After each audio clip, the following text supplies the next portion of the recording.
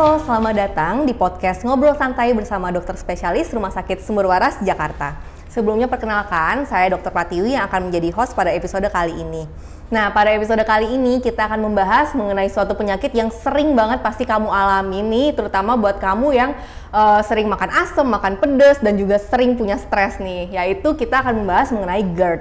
Nah, kita akan bahas mengenai GERD lebih dalam lagi bersama spesialis penyakit dalam, yaitu Dr. Raymond Sebastian, spesialis penyakit dalam, konsultan gastroenterologi dan hepatologi.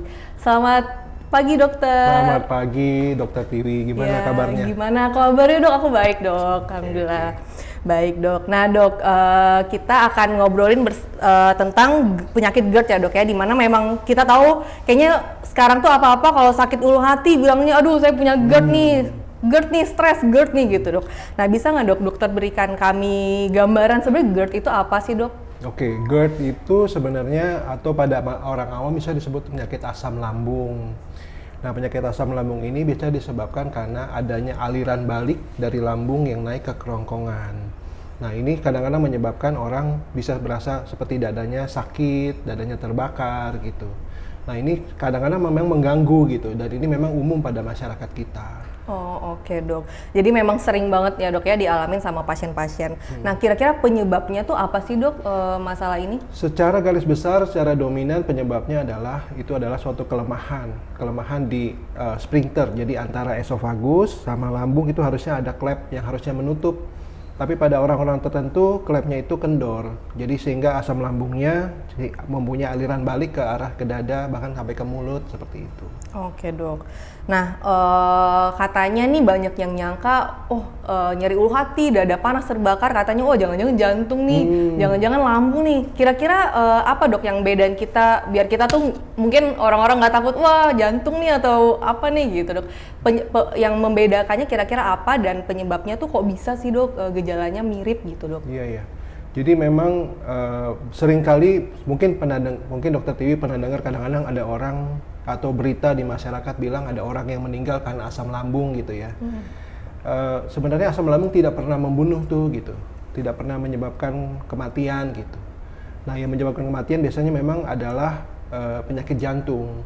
Nah, cuman memang orang-orang tidak bisa membedakan secara garis besar apa tuh penyakit nyeri dadanya tuh orang karena jantung, apa orang karena GERD. Nah, itu sebabnya perlu masyarakat tahu untuk kita bisa membedakan untuk apakah itu jantung, apa penyebabnya dari GERD. Nah, penyebab dari GERD biasanya dihubungkan dengan dadanya terasa panas, Dokter Tiwi. Jadi biasanya disebabkan setelah makan orangnya berasa panas, gitu, dadanya terasa panas seperti itu. Sedangkan kalau orang yang menyebabkan penyakit jantung, biasanya dadanya itu bukan panas tapi seperti tertekan. Seperti ada orang yang, atau bahkan ada istilah dulu gajah yang duduk di dada gitu. Sehingga akhirnya orang jadi merasa sesak napas. Nah, mungkin secara garis besar itu dulu. Yang membedakan GERD juga sama penyakit jantung ya, biasanya kalau penyakit jantung biasanya sudah ada komorbid ya. Udah ada penyakit-penyakit dahulu sebelumnya. Walaupun zaman sekarang dengan teknologi maju, dengan segala macam makanan junk food dan macam-macam, sehingga pada orang muda pun bisa terkena penyakit jantung. Itu sebabnya orang yang sering ada mengalami nyeri dada sebaiknya datang ke dokter deh gitu untuk mengetahui, kita bisa bedain tuh apakah ini berhubungan dengan jantung, apa ini berhubungan dengan GERD. Oke, baik. Jadi sebetulnya kalau diteliti lagi, dianalisa lagi tuh gejalanya ada sesuatu yang berbeda ya, dok, antara gejala yang satu seperti tertekan, yang satu seperti terbakar gitu. Betul, ya, dok ya. Cuman mungkin untuk orang awam ada yang masih bingung menyalahartikan penyakit ini dikirain sama gitu ya, dok.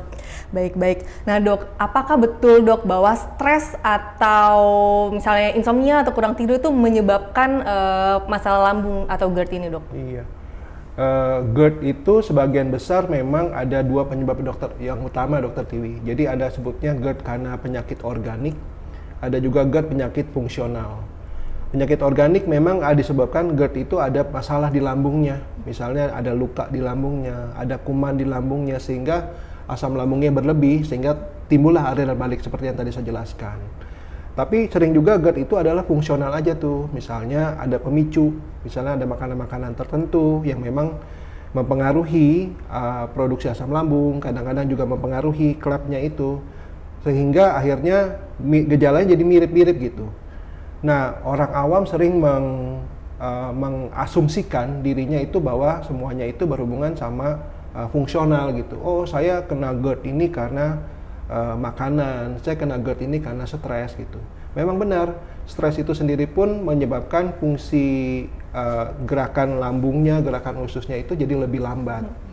Kedua, memang juga orang stres itu ada hormon-hormon tertentu yang memang memicu produksi asam lambung. Tapi balik lagi, sebaiknya kalau kita belum tahu, jangan kita mengasumsikan diri kita ya. Jadi jangan selalu bilangnya itu, oh saya GERD stress, GERD anxiety gitu. Padahal belum tentu gitu. Itu banyak banget dok kayaknya zaman sekarang, oh stres, oh anxiety, GERD gitu ya dok ya. Oke dok. Nah sebetulnya misalnya kita mengalami gejala ini dok, terus kita datang ke dokter atau ke rumah sakit untuk berobat atau didiagnosa. Kira-kira tuh apa sih dok yang pemeriksaan yang bisa dilakukan? Apakah perlu endoskopi dok? Soalnya masyarakat itu kadang, wah sakit lambung nih kayaknya perlu di endoskopi nih gitu. Jadi apakah betul seperti itu atau adakah indikasi-indikasi tertentu yang baru butuh pemeriksaan endoskopi dok? Iya, jadi kalau ditanya seperti itu, pada dasarnya biasanya kalau orang awam datang ke rumah sakit atau ke dokter biasanya akan diberikan penjelasan dulu, diinvestigasi dulu. Seringnya kami kalau di Rumah Sakit Sumber Waras kami melakukan istilahnya evaluasi yang lain dulu sebelum melakukan endoskopi, misalnya dilakukan USG atau kadang-kadang kita memberikan beberapa obat-obatan tertentu selama beberapa saat. Nah, tapi kalau memang tidak pulih-pulih, memang mungkin akan dianjurkan untuk melakukan endoskopi untuk pemeriksaan lebih lanjut. Kenapa? Yang tadi saya bilang, karena supaya kita bisa tahu tuh ada nggak kelainan struktur yang menyebabkan asam lambungnya tinggi, ada nggak kelainan misalnya ada kuman di lambung yang menyebabkan asam lambungnya tinggi. Nah itu sebabnya sebaiknya jangan self-diagnose. Orang makin maju semua apa dilihat dari internet. Semua langsung menghubung-hubungkan, oh gue sakit ini, gue obatnya ini karena melihatnya dari internet. Padahal belum tentu seperti itu. Gitu. Betul dok. Jadi memang karena internet ini punya jawaban atas segala pertanyaan, cuman masyarakat ini kadang harus memilah-milih juga gitu ya dok ya. Ini yang benar yang mana. Jadi memang paling betul untuk memastikannya harus pemeriksaan secara betul gitu dengan dokter spesialis yang ada di rumah sakit atau di klinik gitu. Nah dok, kira-kira gimana sih dok kalau misalnya punya GERD tapi ditahan-tahan dok, nggak mau berobat atau nggak mau ke rumah sakit, kira-kira apakah yang akan terjadi dok pada pasien tersebut dok? Pertama, yang terjadi biasanya kalau orang yang GERD-nya tidak sembuh-sembuh, dia mempengaruhi hidupnya. Orang kan nggak enak loh tiap malam tidur tiba-tiba GERD-nya kambuh, akhirnya nggak bisa tidur gitu. Jadi lifestyle-nya atau normalnya kehidupannya jadi terganggu seperti itu. Nah, selain itu juga memang suka menyebabkan yang parah-parah nih, kalau yang GERD tidak pulih-pulih itu antara kerongkongan sama lambung itu ada namanya esofagus. Nah, esofagus itu bisa menyebabkan ada luka di esofagus. Dan bahkan kadang-kadang pada luka yang berat bisa menyebabkan penyempitan pada esofagus. Bahkan ya pada orang-orang tertentu kalau GERD yang tidak pulih-pulih juga bisa menyebabkan namanya Barrett esophagus yang merupakan kita sebutnya precancer. Tapi jangan khawatir ya, itu penyebab atau komplikasi itu memang butuh waktu panjang sekali dokter Tiwi. Jadi nggak cuma sekedar berapa lama langsung udah terjadi precancer seperti itu. Pada prinsipnya sebaiknya kalau ada masalah, sebaiknya memang harus ditangani supaya maksimal. Supaya dengan penanganan maksimal kita tidak bisa mencegah terjadi komplikasi. Oke, baik. Nah dok, kebetulan kan kita kan ada, kalau umat muslim kan ada berpuasa ya dok ya. Mungkin bukan cuma umat muslim aja dok yang berpuasa gitu. Untuk apabila ada orang yang ingin berpuasa gitu dan memiliki riwayat GERD atau mungkin pernah GERD sebelumnya gitu, kira-kira aturan makannya gimana dok? Dan normalnya juga gimana? Apakah pada penderita GERD itu memiliki aturan makan tertentu dok? Nah oke. Pada umat muslim biasanya memang ada bilangnya puasa Ramadan. Nah waktu puasa Ramadan itu malah orang-orang yang GERD-nya karena memang psikologis gitu ya, itu malah lebih baik gitu. Karena pada puasa Ramadan jam-jam makannya itu dibatasin gitu kan. Sehingga menyebabkan dia punya tubuhnya, dia punya lambungnya itu punya adjustment. Sehingga akhirnya menjadi lebih baik. Kalau ditanya apakah perlu dibatasi apa enggak, pada prinsipnya kalau orang yang memang ada penyakit GERD, tapi GERD-nya itu penyebabnya adalah karena psikologis, puasa ini malah membantu dokter Tiwi. Tapi pada orang-orang yang tidak ada masalah psikologis atau memang ada gangguan tertentu di lambungnya, justru kita anjurkan kalau orang yang GERD makannya sedikit-sedikit tapi sering, supaya itu asam lambungnya nggak kebanyakan. Nah, kalau asam lambung kebanyakan, timbul aliran balik yang tadi. Oke, baik dok. Nah, untuk penderita GERD ini kira-kira bisa sembuh total nggak sih dok? Atau mesti makan obat terus-terusan atau gimana dok? Iya, itu udah seringnya di masyarakat awam bilangnya kalau GERD itu tidak pernah bisa sembuh dok. Jadi stres gitu kalau orang punya GERD gitu. Tapi pada dasarnya GERD itu bisa sembuh kok. Tapi memang pengobatannya nggak instan. Pengobatannya butuh waktu sekitar 2 bulan. Jadi memang ada beberapa obat yang harus dikonsumsi selama 2 bulan. Tapi nanti ada pertanyaan lagi, apakah kalau sudah sembuh nggak bisa kambuh lagi? Sebenarnya contohnya seperti orang batuk pilek. Hari ini batuk pilek terus sembuh, bulan depan boleh batuk pilek lagi nggak gitu? Ya kira-kira bisa seperti itu gitu. Pada dasarnya sih sebenarnya bisa sembuh total bisa, tapi kalau kadang-kadang memang masih bisa kambuh, tapi kambuhnya biasanya pendek ya.